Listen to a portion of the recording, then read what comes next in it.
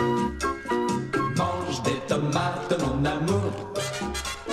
Mange des tomates nuit et jour. Ça donne bonne mine, c'est plein de vitamines. Vitamine A, B, C, c'est bon pour la santé. Non, c'est joli, c'est pas navrant du tout, les paroles. Non, j'aime bien. en plus, c'est bon. Philippe, bonjour. C'est bon, bonjour. Alors, ce week-end, on fête un anniversaire, les 20 ans du Festival de la Tomate. Oui, il existe, ce Festival de la Tomate. Ne me regardez pas comme ça, Grégoire.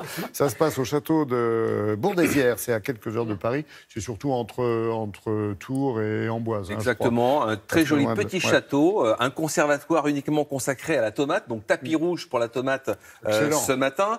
Ce qui est intéressant, c'est que la manifestation va ouvrir dans 2-3 heures, aujourd'hui et demain, et on va pouvoir découvrir des centaines de variétés de tomates. On va sortir de la sempiternelle tomate ronde qui n'a pas de goût, qu'on trouve dans les grandes surfaces en général. Aujourd'hui, quand même, les grandes surfaces font un effort et proposent des tomates un peu anciennes. Mais en général, quand une tomate se conserve 3 semaines au frigo, il y a un problème. Donc la tomate, ça se cueille dans son jardin, ça se consomme presque tout de suite.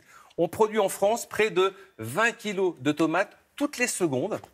Donc, on est un gros producteur de tomates. Il n'y a pas que l'Espagne qui produit des tomates. Oui. Et c'est un fruit vraiment qui est aujourd'hui apprécié par tout le monde parce qu'il est riche en lycopène, d'autres donc de valeurs nutritives, d'ailleurs pour la beauté, mais également pour la santé. Et donc, tout bon jardinier qui commence son jardin commence par planter des tomates. Et je vous propose de découvrir ce matin justement des variétés anciennes et surtout comment multiplier ces tomates pour l'année prochaine pour pas cher.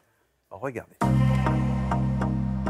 Direction le château de la Bourdaizière dans le Val-de-Loire pour découvrir un festival dédié uniquement à la préférée des Français, la tomate. On en consomme plus de 15 kilos par personne et par an. Nous avons créé cette fête de la tomate il y a 20 ans déjà et nous la renouvelons tous les ans. C'est vraiment pour fêter le potager et la collection de tomates où il y a 700 variétés, car c'est le meilleur moment au mois de septembre pour voir toute cette collection à pleine maturité.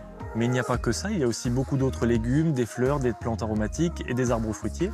Après, au niveau de la tomate, il y a quand même une très grande diversité ici. Nous avons des variétés très anciennes, des variétés plus récentes. Pour citer quelques variétés très originales, nous avons par exemple la romaine striée qui ressemble à une cornue des Andes, donc en forme de piment, et qui est striée avec du jaune orangé. Nous avons la verna orange. Verna orange est une variété en style de cœur de bœuf, avec une chair très fondante. Et nous avons des variétés beaucoup plus originales comme les variétés de tomates noires ou indigo, comme par exemple Blue Streaks, qui peut avoir une couleur noire aubergine lorsqu'elle n'est pas mûre, et lorsqu'elle mûrit, elle prend une teinte rouge très foncée.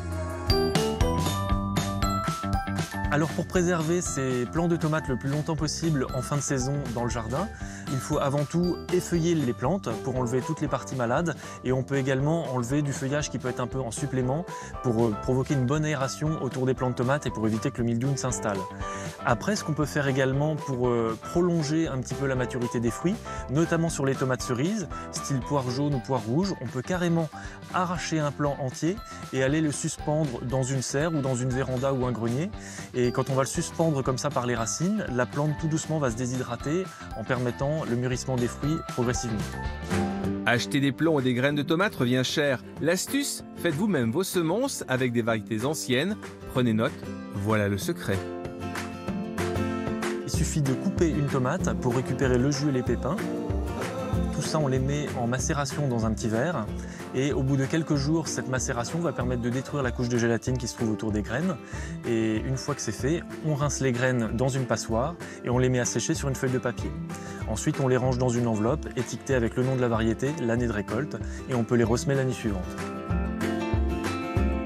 Le fait de venir ici à la Bourdaizière, ça permet aux jardiniers d'obtenir des conseils de culture, de voir d'autres variétés, de voir comment se comportent les variétés anciennes et pourquoi pas introduire une nouvelle variété dans son jardin pour toujours obtenir des saveurs plus agréables.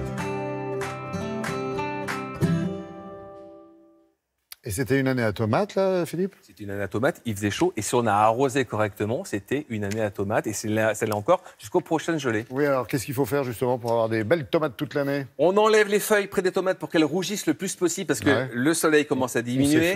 Si vous arrivez en octobre, vous avez encore des tomates vertes, vous allez les ensacher dans du papier journal. Elles vont continuer à rougir sous le papier journal. Et puis, voilà, tout simplement, vous allez récupérer les graines, comme on l'a vu dans le reportage, pour les semer l'année suivante, bien sûr, des graines de variétés anciennes.